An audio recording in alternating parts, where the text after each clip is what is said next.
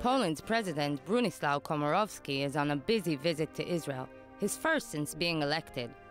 Accompanied by his wife Anna and a large delegation of government officials and ministers, Komorowski embarked on his visit Monday morning and is spending the entire week focusing on strengthening relations between his country and Israel.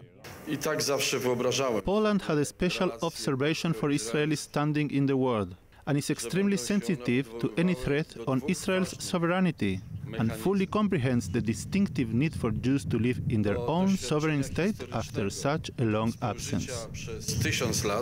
Since the fall of the Iron Curtain, Poland has been considered one of Israel's strongest supporters in the European Union, and Komorowski's visit follows a trip by Israeli Prime Minister Benjamin Netanyahu to Warsaw in June.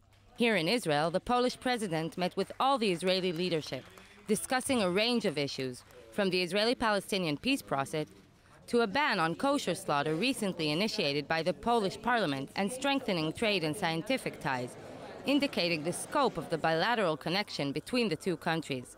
Right now, we are establishing a new connection with Israel. It is a new Poland we want to show. Our economy is growing. Our economy is getting more and more sophisticated, and we are looking sophisticated business partners. But while the diplomatic and economic aspects took up most of the time, perhaps the most significant part of the visit was an emotional visit to Yad Vashem, Israel's Holocaust memorial.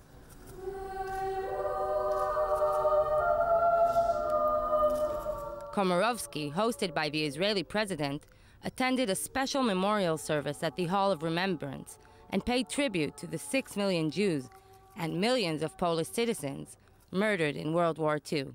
We have,